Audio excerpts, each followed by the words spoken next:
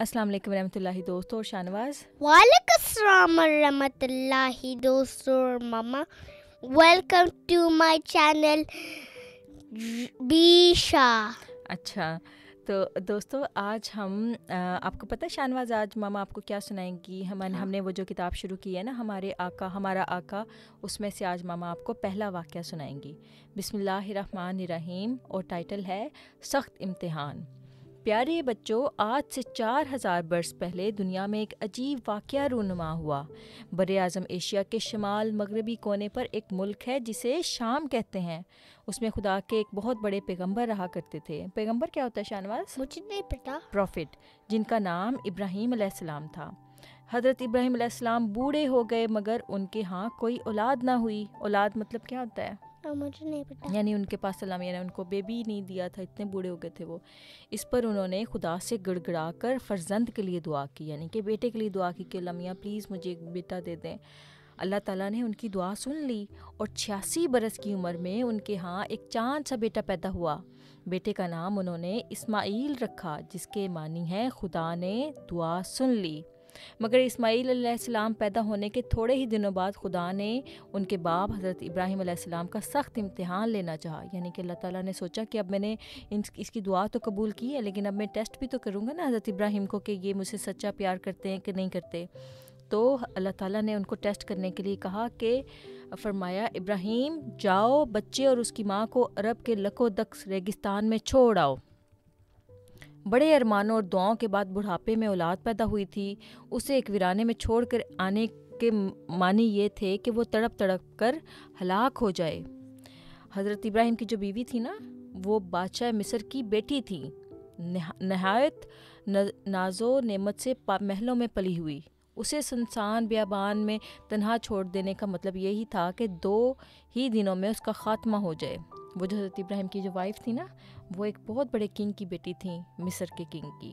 تو ان کو جب اللہ تعالیٰ نے کہا کہ اس کو وہاں پہ ریگستان میں چھوڑا, وہاں پہ نہ پانی تھا نہ کچھ آبادی تھی, تو 2 دن کے بعد تو انہوں نے مر ہی جانا تھا نا. لیکن حضرت ابراہیم نے اللہ تعالیٰ پہ اتنا بلیو کیا, اور اس کے بعد پھر اگرچہ یہ خطرے حضرت ابراہیم علیہ السلام کے دل میں گزرے, مگر بیٹے کی محبت اور بیوی کی الفت پر خدا کا عشق غالب آیا. پانی کا ایک مشکیزہ اور کچھ کھجوریں ساتھ لے کر حضرت ابراہیم علیہ السلام خدا کا حکم پورا کرنے کے لیے گھر سے نکل کھڑے ہوئے. شہزادی ہاجرہ اپنے معصوم بچے کو چھاتی سے چمٹائے ساتھ تھی, یعنی کہ گلے لگایا ہوا تھا بیٹے کو نا. اور چلتے چلتے جب یہ چھوٹا سا قافلہ اس ویران وادی میں پہنچا جہاں آج شہر مکہ آباد ہے, تو حضرت ابراہیم علیہ السلام ٹھہر گئے. مشکیزے کو زمین پر رکھا اور کھجوروں کی تھیلی بیوی کے ہاتھ میں دے دی. ننھے بچے کو آپ دیدہ آنکھوں سے پیار کیا اور واپس مڑ گئے. بیوی چلائی اور درد بھرے الفاظ میں کہنے لگی, آپ کہاں جا رہے ہیں اور ہمیں کس پر چھوڑ کے جا رہے ہیں؟ تھوڑی دیر میں کوئی بھیڑیا آئے گا اور ہم دونوں کو پھاڑ کھائے گا.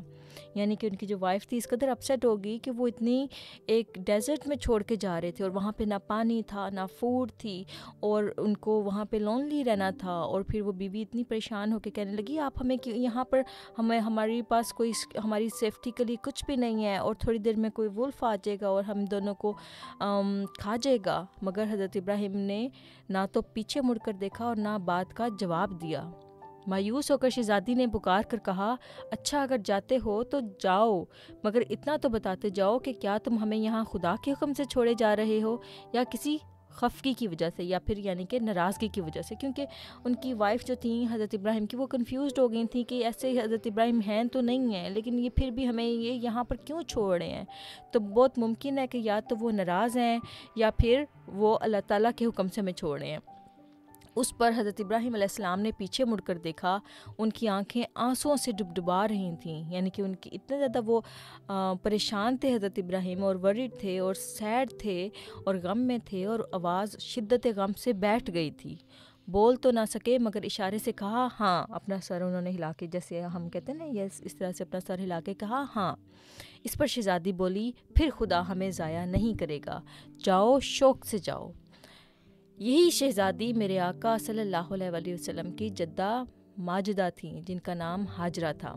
پتہ ہے وہ شہزادی کون تھیں؟ پھر اللہ تعالیٰ وہ پتہ ہے کہ کون تھیں؟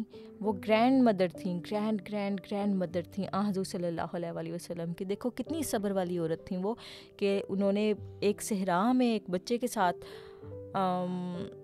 وہاں پر حضرت ابراہیم نے ان کو چھوڑ دیا اور ایک چھوٹے بچے کے ساتھ ان کو وہاں پہ رہنا پڑا.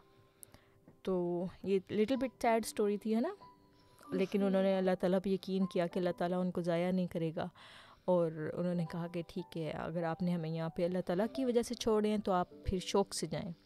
تو یہ آج کی چھوٹی سی ایک واقعہ تھا. آپ کو کیا سمجھ میں آیا؟ مجھے سمجھ ہے کبھی مجھے نہیں پتا.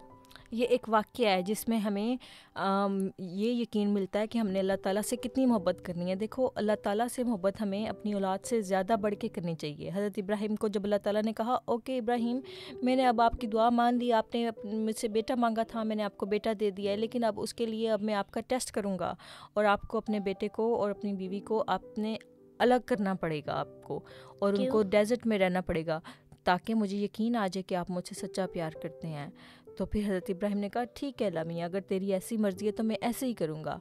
تو یہ ایک قسم کا جب انسان کسی سے پیار کرتا ہے تو اس کی بات ماننی پڑتی. جیسے آپ ماما سے پیار کرتے ہیں نا، تو اگر میں آپ سے کہوں کہ شاہنواز آپ مجھے میری یہ بات مان لے، آپ کا وہ دوست اچھا نہیں ہے، آپ اس کو چھوڑ دیں، تو اگر آپ ماما سے پیار کرتے ہیں تو پھر آپ کیا کریں گے؟ اس کو چھوڑیں گے کہ اس کے ساتھ رہیں گے؟ اس کے ساتھ رہیں گے. اچھا تو دوستو یہ تھوڑا سا یہاں پہ نا ٹربل ہو گیا ہے نا، تو انشاءاللہ ہم پھر حاضر ہوں گے ایک اور اچھے سے واقعے کے ساتھ. تب تک کے لیے اللہ حافظ. And don't forget to subscribe our channel.